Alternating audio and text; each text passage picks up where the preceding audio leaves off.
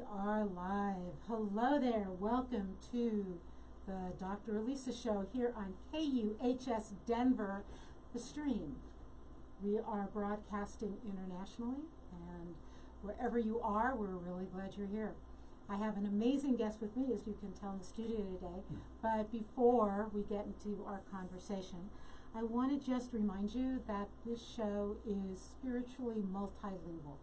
Remember, my tagline is inspiring a renaissance of spirit. And over this past year, I've noticed that the conversations I've had with people have become more soulful, more deep, more maybe spiritual. And yet, I don't want you to be turned off because the language doesn't match the way you think about things. So, if on this show we say God and you want to hear universal energy, awesome. If we say meditate and you want to hear prayer, great. If we say something that you like the concept, but you can't deal with the language, just translate, right? Because this is a multilingual show. That's the first piece. The second piece is what I'm hoping to do on the show is to help you find your authentic self.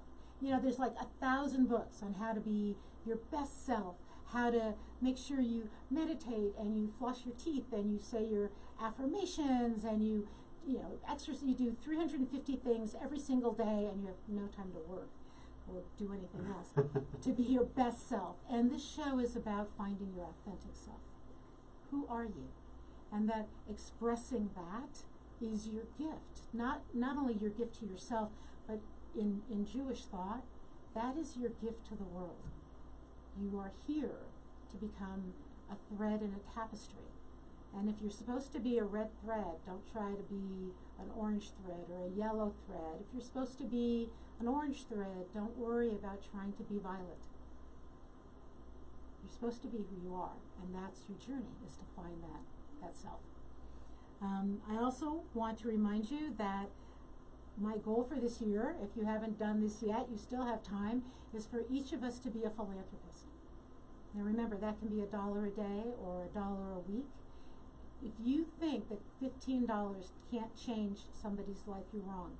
Most donations for big organizations are small, and it is those small donations that change the world. So, you still have time. I've been pushing the MS Society, but hey, this time of year, whatever works for you is great. And one last piece is my book. You know, I've been talking about this book all year, like, hey, I'm going to have a book out. It's out. It's a dark fire. It is a slightly raucous, spiritual, romantic adventure. There's an octopus that falls in love with a horse. There is an imaginary dog that becomes real. There's the heroine of the book is in love with a man that she's not sure if he's a vampire or not. He turns out to be a partly vampire, which is sort of exciting. And it is sort of based on, very, very, very loosely, one biblical story, very loosely, but it addresses lineage wounds. And I did that in my first novel, and I did it in my second, and that topic may actually come up today. It might. So anyway, thank you for joining us today on the show, and my guest, Charlie. Introduce yourself, Charlie. Well, first of all, before I introduce, congratulations on the book. That's fantastic. I mean, that looks so great. I love the title. I know, the title's great. Dark the cover's great. Fire. I mean, that is, what inspired you for the So title? I have to tell you that I'd had this short story in my head for years. I don't know, a decade, more than a decade. And during the pandemic, I thought, well, I got nothing to do. I should write the story. Yeah. And I realized as I started to write that it was like a tiny, tiny short story. But every day I would go for a walk or a run or a bike ride, and the story would show up in my head. And I'd go home and I'd write that part of the story. And the characters created this story. Wow. And in there, the dark fire, those words repeated themselves. And eventually, by the end of the book, I realized that was the title. That's amazing. No, it's so inspirational to hear how the whole book came about. You know, where you're actually moving and you're getting the inspiration, you're getting that download, or whatever it is that writers get, and then you got to write it in, you got to get it down before you lose it, and then all of a sudden they're just like piecing it together, and all of a sudden this beautiful story comes out. Yeah, it was. I actually said to one of my mentors, who's a very well published writer, that these characters are arguing with me. Yeah. They're writing the story. I don't know why they're doing this. She said, then you're actually writing. Yeah, So this is good. If the characters have taken over, it's a good story. You know, I'm a writer as well, and I haven't written in a long time, so this is actually kind of like, kind of giving me the little bit of impetus to start getting back into doing that. But it is, I've been in a desert for writing, where there's no inspiration, nothing's coming up. I feel like it's, there's no water to get to the ground to bring out the storyline. And so when I hear these, how this downloaded for you, how this came about for you, how you put this together, and it's just trusting in the process, really trusting in the process that when it's time for you to write a story, you'll write the story. Right. And then what is your process? And that was amazing to me, that I had to go for a walk or a bike ride or whatever. And honestly, that was the summer of 2020. Wow. Get up, go for a walk, come back, write that next part of the book. Oh, I'm done. Okay, well, I'll go drop my kayak in. Okay, come back. Oh, I got part of the book.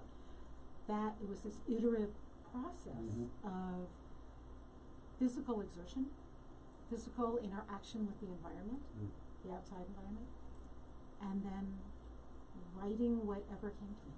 That's so great. So it was amazing. So let's back up. Charlie, introduce yourself. Tell everyone who you are. All right. Well, my name is Charlie Pacello. I'm a host here at KUHS Radio TV Denver. I host a TV radio show called The Council.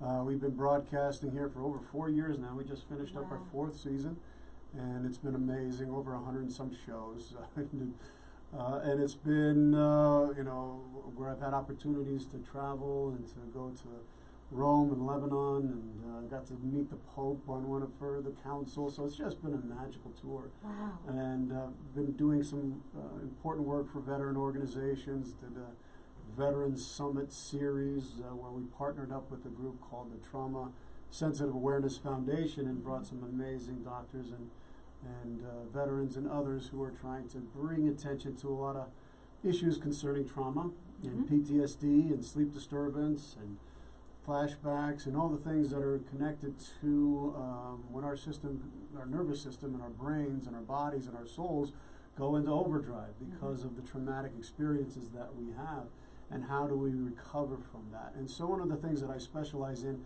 outside of doing the council is I have my own private practice, a healing practice. Been doing it for about 10 years now. Wow. It's called Core Soul Healing. It's had different names, as I was putting it together. And, and we focus on healing from PTSD, trauma, depression, dysfunctional relationships, abuse of any kind. And I come from a family of veterans, so I understand this from a very personal level. Everything that I teach is because I worked through it. And I had to work through the PTSD, the moral injury. Moral injury is such a huge component, an unaddressed component of trauma, because we're just looking at the physical symptoms. And so being able to get into that understanding of those deeper soul issues, those deeper spiritual issues that are really underlying a lot of the things that people who've experienced trauma, because what ends up happening is that at its core with trauma, there's a betrayal of the right way. It's anathema. That's a Greek term meaning against the right way. And so there's a certain expectation, there's a certain belief, or you go in it with a certain ideal. You go into this military with a certain ideal, and then the reality may be something completely different. Or you're going into a relationship and you're expecting that to be a certain way, and then you experience a betrayal of trust or abuse or something. They're supposed to be a certain way, there's an expectation, and then there's a breaking of that bond. And so a lot of that is underlying trauma, because our souls and our spirits are trying to reconcile that within ourselves, and it's showing up in the symptoms as not being able to sleep, flashbacks, the mind racing out of control where you can't deal with it, the feelings that I every time I approach a certain situation or a person that I can't get there, I can't do it. There's that fear that rises up. So so much about it, and so that's what I've dedicated much of my life, or at least the last 10 years of my life, to help people achieve that and recover. That is so powerful, and I know you have this interesting background. I mean, not only the military, but theater and psychology and yoga, and, right? And so, was it knitting? How did knitting those together? Because so often what we do is we treat a symptom, and what you're saying is it's a soul level wound. Yes. And did you have to explore these other aspects to get to that awareness, or was that a personal journey that brought you to that sort of like aha moment? Yeah, well, that's a great question, and that requires a little bit of understanding of it, because it originated from my inability to be able to utilize some of the resources that the military had, because I couldn't access it. I had a discharge status that didn't allow me to be able to access what was a conventional, regular, process. Psychiatry that would, okay, you're dealing with these issues. Here's some medication, and go home and go deal with it. I couldn't do that. I had to find a way, because I was in such pain that the only thing I could think about was either to end my life or to try to find another way. And so I started to piece all of these things together as this, like, I'm gonna figure this out. Right. I'm gonna find a way to get through this and to be able to come out the other side of this. So I had hit rock bottom in my life, and it was triggered by the ending of a dysfunctional relationship, and it cracked me open and forced me to, it felt like somebody had, like where she lived inside of me got ripped out, and all this pain, where my soul should have been, and like it left. There was a sense of a big gaping hole on the inside of my chest. And I was like, oh my gosh, I am in so much trouble right now. Right. I'm in so much trouble. I need to do something. And I wasn't praying at that time. I wasn't connected. I had become disconnected from any kind of spirituality or God or creator or anything like that. And I got on my hands and knees again. I said, all right, I need some help here, because I know I'm in a lot of trouble. And so I started piecing it all together. And prior to that moment, I was involved. Once I got out of the military, I joined, I went into acting. So, because I had become so disconnected from me that I went into acting, and it was something that I had done when I was a kid, to bring some joy back into my life.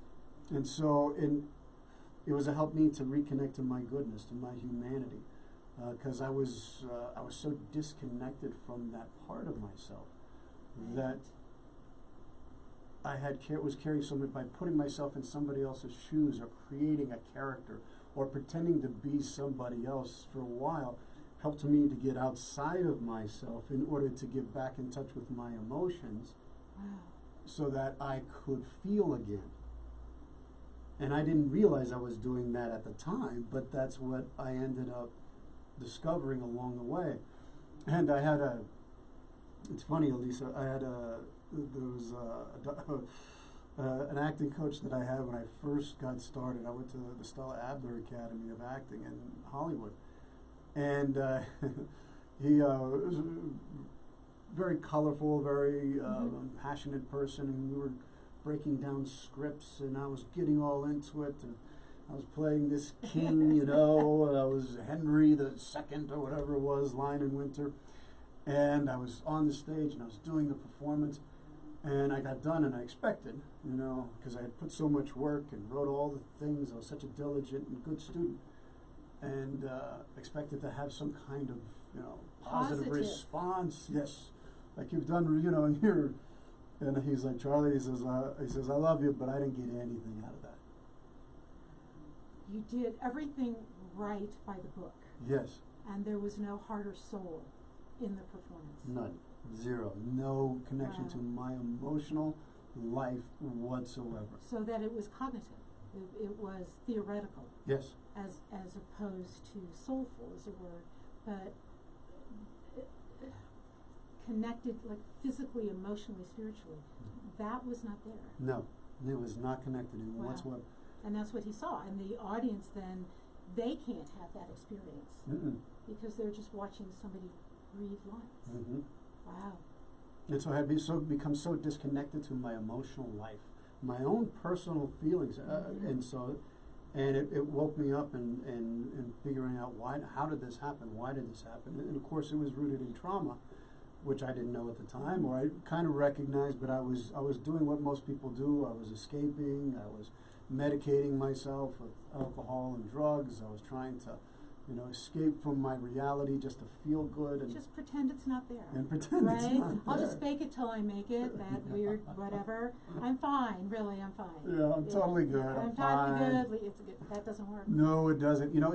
It's, and then it brings on the addict, which is just so all of a sudden now I need something outside of me in order to feel good, in order to be able to push down all of this unprocessed grief and anger and rage and sadness and all those things. So I'm just gonna, have a few beers and a couple shots and maybe get high and I'll be fine. Yeah. And it'll work in the moment. It's brilliant, but it doesn't last because it has to be replenished. Right. And so, and then your tolerance levels goes higher. At least that's what I discovered with me. It absolutely does go higher. And then you need more. And then you need more. The same. Yep. And then at some point there's never enough. That's right. And then when you cut it off, because you've pushed down all of that stuff for so long, it comes out and it's like a volcano of all this an eruption of all of these emotions coming up to the surface. And if you don't have someone to guide you to understand what is going on and why it's happening, and to allow you to be able to purge it, you have to purge that in order to get to the trauma. Yes. In order to be able to understand it, interconnect it, face it, look at it, understand your shadows and all of those things. But if you can't get through past the emotional eruptions that are going to inevitably happen, if you've been escaping from it, if you've been pushing it away, you'll just go right back into that pattern. So you've got to have someone who can guide you so that you can move through it in a healthy way, so that you can really start getting into the nitty-gritty, helping you to make meaning of these experiences so that you can integrate them into your spirit, into your soul, integrate the light and the dark so that you can become a whole person. So in many ways, it's as if when you have a wound and it becomes infected, you have to clear the infection away before the wound can even start to heal. Yes. And often that is painful. Oh my God, it is, yes. Right? Here, we just know that from a physical wound, that the infection is often worse than the original wound. Because we've let it fester. So yoga and theater, it's funny because we started the conversation about writing, and you said that about creating character, and I realized that's part of what I did in this novel and my first novel, and they're about healing lineage wounds, which I had no intention of writing. It's just what showed up, and yet that is what I needed, and so that the process of writing and letting that flow on paper was a process of also healing a lineage wound. So a similar kind of process that didn't actually occur to me until this conversation. Well, it's a creative process. You're moving from an area of where you have been hurt or abused or experienced some kind of violence on some level, participated in destruction, and if you're a veteran, that's you've destroyed. So it's the act of creation. It's the act of integrating and making sense and making meaning. Because when you're starting to write, you're pulling all these different pieces together, and you're creating that. And that's what to go back to the theater aspect. I ended up studying with my master's work because I spent 14 years doing theater and film out in Los Angeles, and studying with some masters and working with fantastic teachers and studying in Oxford, England, Shakespeare, and just incredible experiences. Did 60 or 70 plays, 40 or 50 films, student films, really to understand and to really get connected to my emotional life, to reawaken that. And then I moved into, and I started working with a couple doctors, and they led me to getting into my master's work, and we focused on Greek theater. I went to Greece, and I went to go study over there in Greece. Wow. The Aesculapian healing tradition, which was the dream healing tradition. Wow. And utilizing your dreams as a doorway to understanding how to use the transpersonal powers to awaken the healing within you. And the incubation and being able to connect to the different powers that are there to alleviate and help you to move through the areas that you're in trouble with, emotionally, spiritually, and also to understand how theater worked in order to purge these dark emotions that kind of get stuck in us. Wow. And the Greeks used this. The ancient Greeks used theater as a means to be able to purge. Most people don't recognize that was a sacred precinct. That was a place where they had priests that represented the gods Dionysus and Apollo, and they were there. And so the whole community, all of Athens, would go there in order to connect, to grieve, to mourn, to watch these archetypal figures represented by heroes and heroines and queens and kings and different forces that are all part of us, and they'd watch it on the stage. And the people who were performing them were actually veterans, because this was a lot of these plays came about 2,500 years ago during the Peloponnesian Wars between Athens and Sparta. And so you have the great Greek tragedy playwrights, Aeschylus, who was a grunt, who was a foot soldier, Sophocles and Euripides were both generals. And so they were trying to process the battles, the wars, and they would go there and they would achieve catharsis. They'd see these horrors, these terrors, and it would help them to access within themselves those parts that they couldn't access, the inaccessible emotions and feelings that they had buried deep within. But by being able to watch it on the stage, they could purge it and eventually achieve what is called catharsis, which is a deep cleansing of the spirit and the soul. And I'm thinking of how Native American cultures used it in a similar way. You see the Kachinas, right? That they are enacting a spiritual journey. Some of them are walking through trauma. Some of them are embodying the sort of tragedies of life. People are born and they die. There is illness. There is danger. And the Kachinas, so that they aren't all joyful, right? And in astrology, we see the same thing. That the astrology isn't there, and of course it's obviously connected back to the Greeks, isn't there to tell us what is going to happen. It's there to help us, guide us, and our soul through its journey. And so very, very similar connections there. It's really fascinating. Well, it is, because when you're telling the stories, they become your story. You will watch the stories that are being played on the stage. They become your story. When you're watching a play like Trojan Women, I think it was one of Euripides' most famous, probably his most famous play, and it's taken from not the Greek perspective, but the Trojan perspective.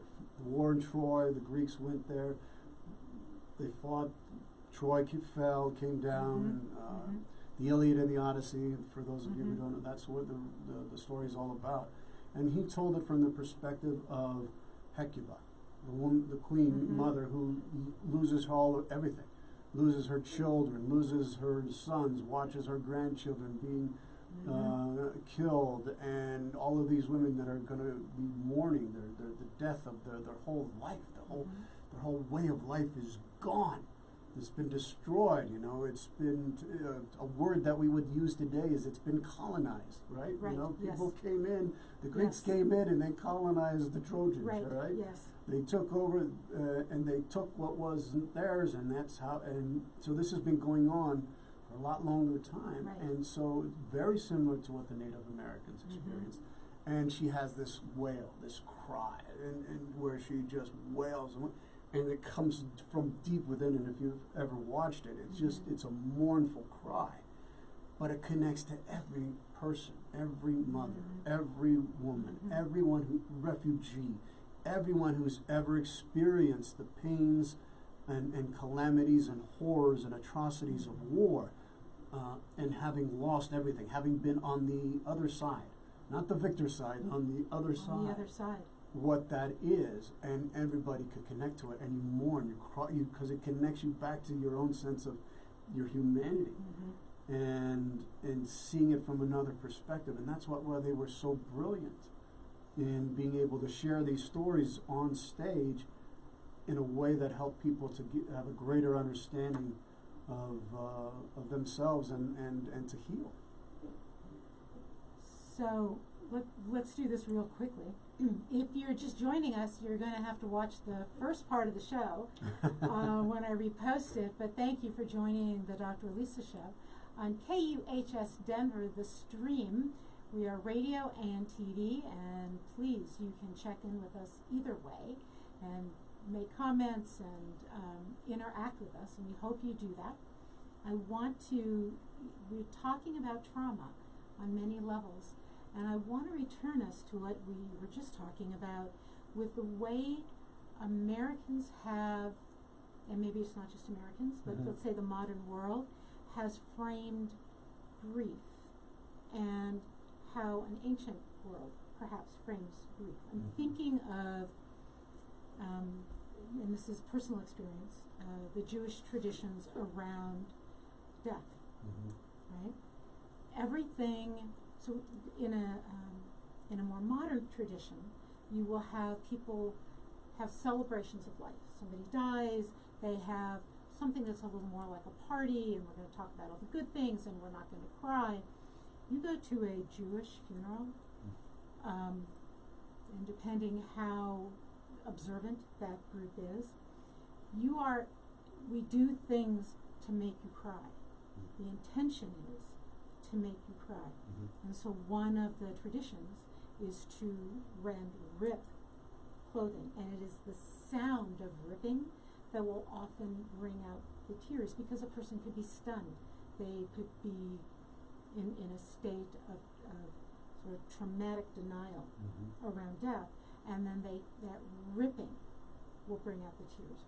We physically bury, so coffin is lowered, and everyone there, starting with the immediate family, throws the dirt in, and the sound of the dirt hitting that wooden coffin and echoing, again, you're crying, right? It makes it real, and that it is, I'm not saying that's better, but it's an interesting, different perspective on dealing with grief.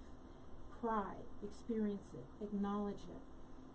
Shiva are those 7 days where you are not expected to do anything. Cover the mirrors, wear your old clothes. It sounds awful, but you're actually trying to look like how you feel, right? As opposed to cheering yourself up. Don't cheer yourself up. Go into the grief. That sounds similar to what you're talking about as a healing process. It is. You have to go into the grief. And that's where the things people don't understand. We shy away from grieving. Yes. And grieving, it helps us to stay healthy. It helps us to keep our sense of perspective and understanding. It helps us to acknowledge that this was something that was really important to us, and it hurts to lose it. Right. It hurts to no longer have this person in our life. Right. It hurts that I lost these men and women in battle. Right. It hurts that I hurt people. It hurts that I had to kill. It hurts that it hurts. It hurts our sense of who we are. We were brought up, many of us were brought up on Judeo-Christian traditions, and one of the first commandments that God says is, don't murder, don't kill, depending upon your translation. That's right. And it's the same thing in parts of Islam, don't kill. The same thing with Buddhism and other places, Hinduism. So you have all of these early teachings, and then you're forced to do something that violates your conscience. That's right. All right, you are made to do something, or you're because of circumstances, because of politicians, because of other forces, dark forces that are manipulating the situation that we don't know about, that are in the unseen, and we are put in those kinds of circumstances to have to make the best choice we can, and it may be an ugly choice. Or we may say, I know what I'm going to do is wrong, but I'm going to do it anyway. That to me is the moment when the moral injury occurs. That to me is when one of the biggest roots of trauma occurs, is when I violate that within myself. And then when you hurt somebody else, they carry that pain. Like the Trojan women example, and if you don't grieve that in Native American traditions, you pass that pain down to the next generation. All right. So what happened with a lot in the Jewish community after the Holocaust? A lot of the people who experienced the Holocaust, they couldn't express that pain because they had to be so locked up, and in the trauma of it, they were in shock. And then it got passed down to the second and third generations. It started to show up, and the studies are remarkable and shocking, and of how these PTSD started to show up in these second and third generations. And so if we understand that, and the Native American believe that it gets passed down to 7 generations. So wow, we've got a lot of trauma that we've got to clear up, and at the core of it is we gotta heal. We gotta be able to grieve. We gotta be able to grieve our losses. And so this is that splintering you're talking about is something that I call a lineage wound that we pass down. We know that it can happen through epigenetics. If somebody goes through a great deal of trauma, a woman, let's say, goes through an incredible amount of trauma, later is pregnant, her DNA has changed to help her survive that trauma. That change is passed down to these children, right? So my maternal grandmother got out before the war, but her entire family was wiped out.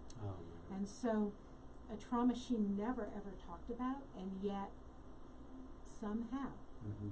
So let's shift a little, because we're taught. Go ahead. No, I just want to add something, and this is the thing. It's when our families hold secrets. Yes. That to me is one of our. We need to change that. We need to share our stories. We need to share the stories of the good, the bad, the ugly within our families, and not harbor secrets, because it's our secrets, both personal, both familial, and collective, that poison us.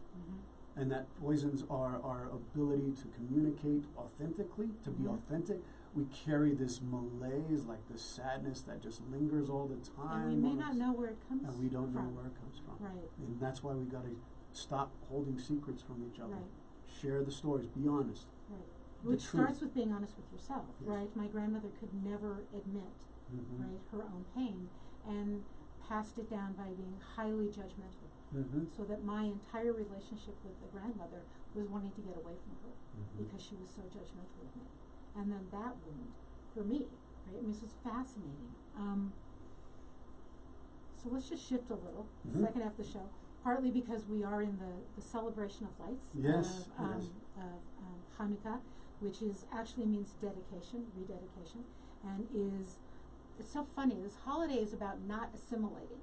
And in America, the Hanukkah is assimilated, right? People assimilate with Christmas, and it's so different. But the holiday itself is about, and we talked about this, that single candles can chase away the light.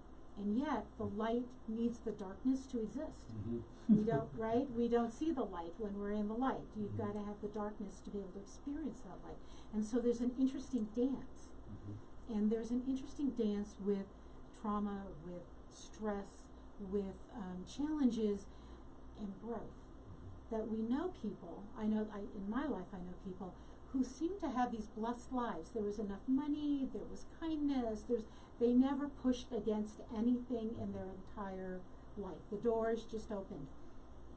And they didn't develop any character. Mm-hmm. They have nothing they were committed to or willing to stand for. And that's not true of everybody who has that life, but I've definitely seen that pattern. So I just want to talk about that. Too much trauma, obviously, right? We've talked about that. No trauma, no stress, a whole other kind of wound that you end up with. How do we get to that weird balance? That's where they can dance together. Yeah, it's recognizing, and it's such a big point that you're making here, and I hope our audience is being able to grasp how important it is for both the light and the dark to dance together in a healthy way. Mm-hmm. It doesn't have to be in its toxic forms. It doesn't have to go into its, evil form. There is that's when it gets denied. When we deny that sense of it in ourselves. Mm-hmm. And we project it out into the world, and it also often comes back at us as evil and other things. Mm-hmm. And that's not to deny that it does exist, but we have to be in harmony with ourselves, with our light and shadow aspects, and that they dance together. They dance together. And can I say too, and I'll let you go on, that the shadow side is not always bad or evil. No, it's not. Right? I mean, that some of your greatness can be within your shadow, Mm-hmm. and great evil can come out of what looks like pure light when it starts. Mm-hmm. That if we don't have that dance, either side can mislead us. Yes, absolutely. If you're all just light and love and everything like that, you are just inviting and enabling evil to happen, quite Right. frankly. I Because can forgive everything. I'm only seeing the good in. Somebody said bunch to me, of bliss bunnies. Yeah, You're well, going to be led to the slaughter. well, somebody said to me, there really is no evil. It's just things we don't understand. Like, you're not Jewish. No, exactly. You haven't read Eli Wiesel. Yeah. Oh my right. gosh, read his book, Night. Right. Or Viktor Frankl. Or Viktor Frankl, yes. Yes. Or Frankl, yeah. However, I never met him. I don't know how to say it. But yes, you've never read that. Read it. Yes. It exists. There is evil. Now you have choices what to do in the face of evil. Right. Allowing it, which looks like light, Mm-hmm. right? I can forgive. I can be in a holy place, even though bad things are happening. That's nice on one level, You're but just blinding yourself. Yes. You're putting blinders on. yeah. So how do we do that? Because that sounds more comforting. It does. People like to live in a bubble because Mm-hmm. it's hard to look at some of the pain in life. Mm-hmm. It just is, and so they go into it. If you don't have a relationship and an understanding with the suffering of life, Right. with disease, with pain, with starvation, with Right, yes. if you don't have a relationship and you understand what other, you block that out. It doesn't exist in my world. Right. Then it leads you to extremism. It Yes. leads you to perversions. It leads Yes. you to that. You don't have a balance within you. Mm-hmm. So you become enablers of things that wouldn't happen because you won't say, oh my gosh, this is happening. People are starving around the world and we could actually do something about it. We don't have to let these people, we have the resources, the Western countries, we have the resources to end this if we wanted to. Why don't we do that? Mm-hmm. Because so many people, it's not our problem, it's not this. And I have to add that some people don't see it because there's a psychological element of, I believe most of the world lives like I do, right? There's just that's a sort of, and unless you actually see it in front of you, Yeah. you don't know it's there, which sounds silly, but it's so very accurate. Well, and then the people that live in those bubbles, the bliss bunny bubbles, where everything is okay and they've had everything, they've had a silver spoon and everything went right in their life and all that. They live in a distorted reality. Mm-hmm. I remember this one time, and they can't affect any good in this reality because it creates a sense of entitlement and narcissism. So it's everything works out, everything this, that. I've been given this golden spoon, And I remember one time I was working for this bakery out in Los Angeles called Sweet Lady Jane. And I was delivering cakes. I was an actor and I was working, and this is just what you do. We have to, we do this. And so I had to deliver this cake, this big cake, to these ginormous house up in the Bel Air. Hollywood Hills, Bel Air area. It was a huge home. And it was owned by one of the Saudi princes. All right? And I drive up to this place. We had really good cakes. and world famous cakes. People all over would come to have those cakes. And I drove up to this house, and they had 40 cars, the most elaborate, expensive things. And I'm walking in, and people are laying down on the, people are fanning them. They've got all the servants working in the house, and they're laying out in these gold dresses and different things. And I'm like, and I'm in it, and I'm talking to the owner or what have you, and I'm engaging, but I'm just taking this all in. And that very same day, I went down to Skid Row in downtown Los Angeles because we did this.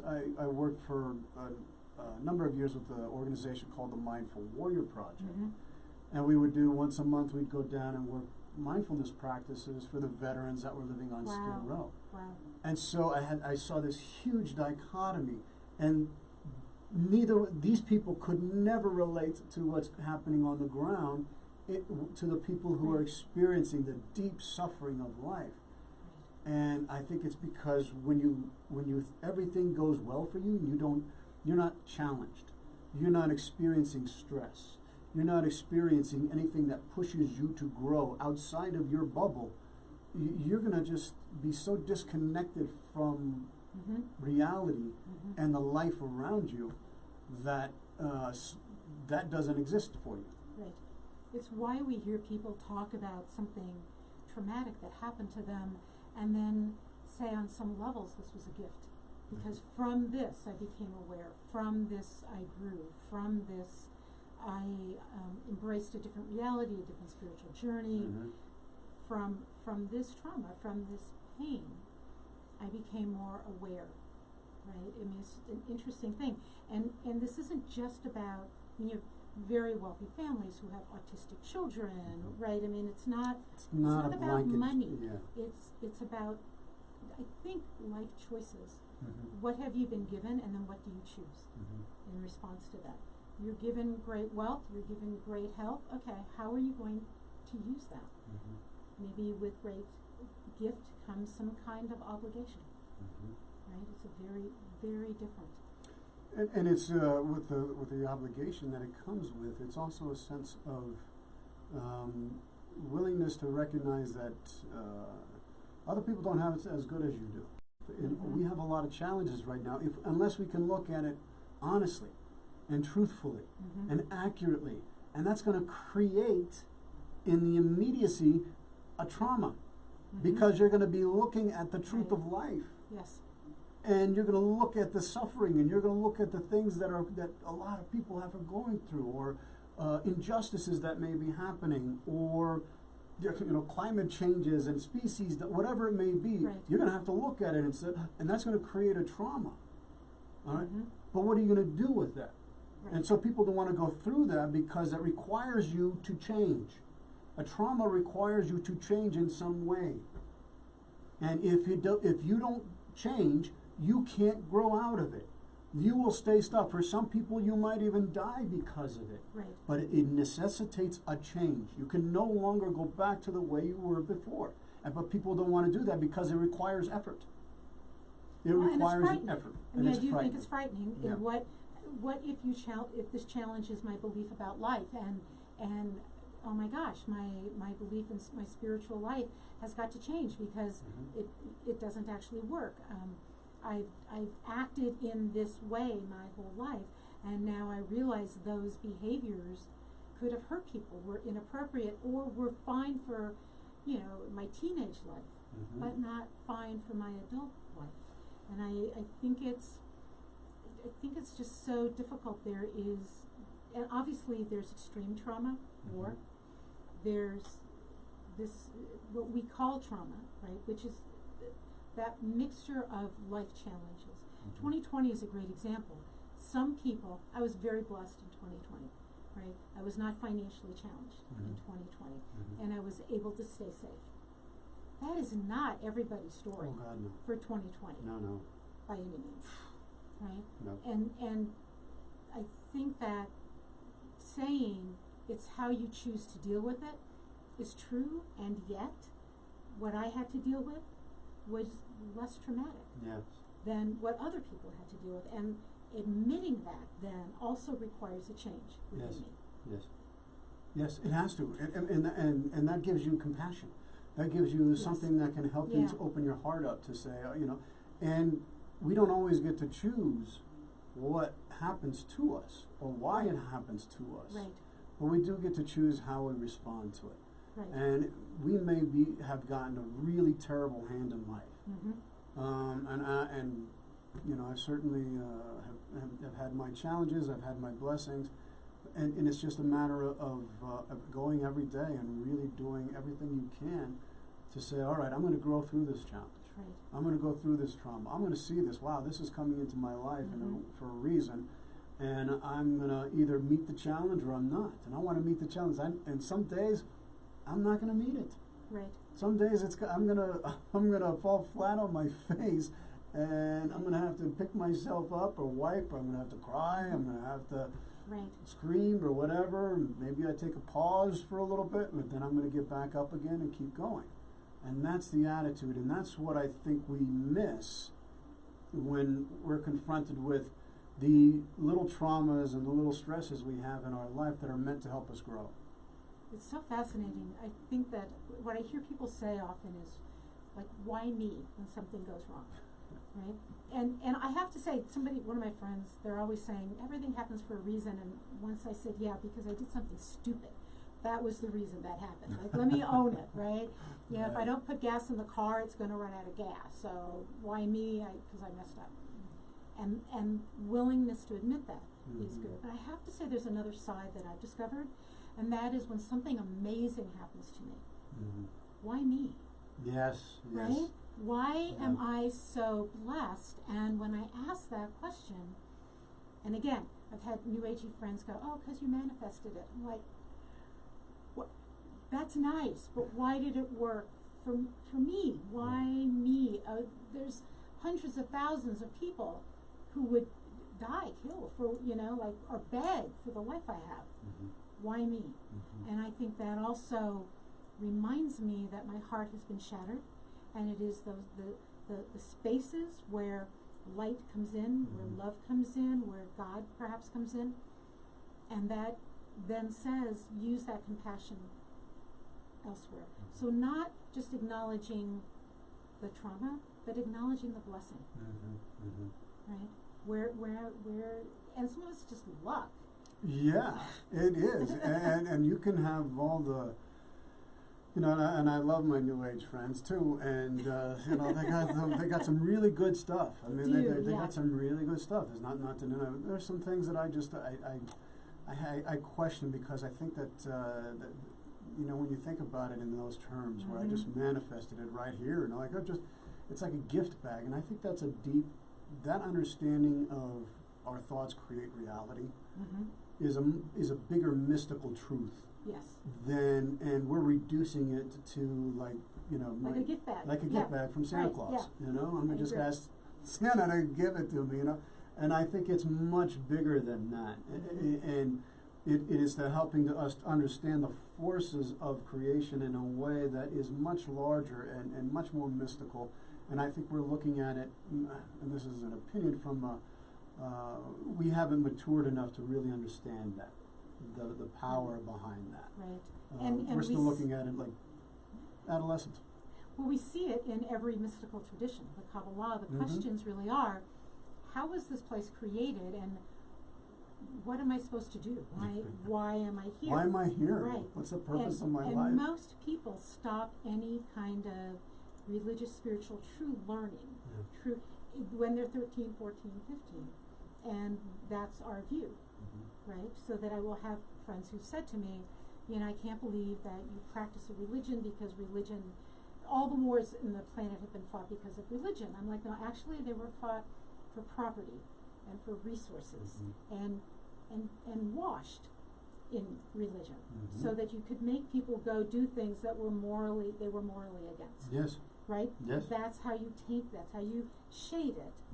But really, it's some dude wants that other piece of land. That's basically what it was. Right? Yes. Or dudek. You have something that I want, and I'm going to come take it. And I'm going to come take it. And you're going to defend yourself, and we're going to have a war. We're going to have a war, and who wins, we'll take that property or keep it. Right. But and religion just becomes the varnish. Yes. On it. So can you believe we have 4 minutes? Oh my gosh. Left. I know. How did this happen? How did this just time? So what I like to always end with is what still inspires you, because again, Renaissance of spirit. Yeah. What still inspires you in life? Oh, I think nature. Nature inspires me. Great performances.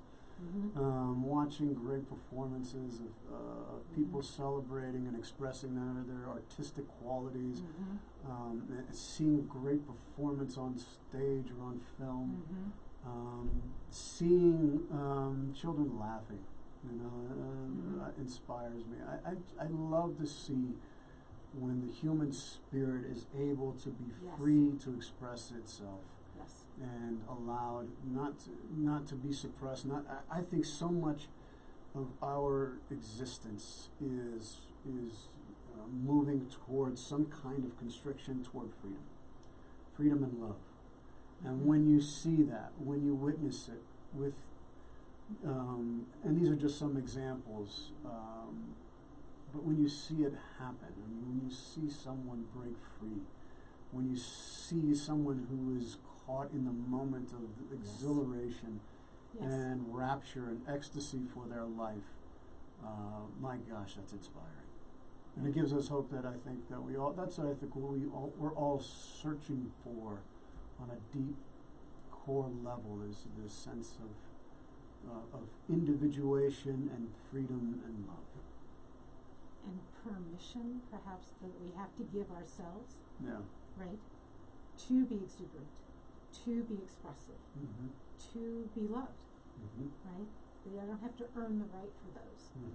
And one of the great things to get to is when and it's connected to self-worth. That I'm enough just the way I am. My voice is fine. My skill sets are fine. My all of that is fine. And when you're coming from that place of I don't need anybody else's permission to be me. Right. And that is that authentic self that I talk about, as opposed to, and I'm not knocking the books on like how to be your best self, 101 tips. There's always got to be a number on how to be better, on make sure you do this. And my joke, honestly, is if I do all those things, I have no time. I wake up in the morning, right, and I do this, and I keep going, right, and that there's so much that we seem to think we have to do. And I have to say, I think that distracts us. Again, I think it's a different kind of addiction. Right? If I'm addicted to a belief that every word I say manifests the life I'm craving, it's an addiction, keeping me from whatever that fear, that deep fear is inside me. But it makes you, if you don't create that, it makes you, it becomes a shame-based system where all of a sudden there's something wrong with me. Absolutely. I must not be doing this right. Wow, I can't do it. So now, again, it feeds that sense of I'm not enough. Right. I did something wrong. I did something wrong. So this has been amazing. It has been. And it's been an entire show. We'll have to do it again. Yes, and build on this. If you have been listening, I'm sure you have been moved as greatly as we have in this conversation. And I'd love to hear your comments. You can find me at elisarobin.com. That is my website. You can find me on Facebook, Elisa Robin, on Twitter, on LinkedIn, on Instagram. I'm not sure where else. Oh, here. Charlie, where can everyone find you? You can find me on Facebook. You can find me on my LinkedIn. Also, coresoulhealing.com. That's my website. I have some classes that are coming up. We've got a retreat in next year. That's going to be August 2022. So you can sign up. We're going to be opening registration for that in January. And so, just look me up there. Awesome. And I'm also on Amazon. Remember, you can go pre-order my book. Oh, that's right. Yeah, and then have it ready to read. So Dark Fire. Yes. So thank you for joining us. And you know how I'd love to end this show. I would love to know how you feel. I'd love to know the questions you walked away with. If you walked away with more questions than answers, this was a great show. That is the point. So in 2 weeks, I'll be talking about this experience of writing and encouraging everyone who wants to be an author to sit down and put words to paper. Until then, stay hopeful, stay healthy, and most importantly, stay inspired.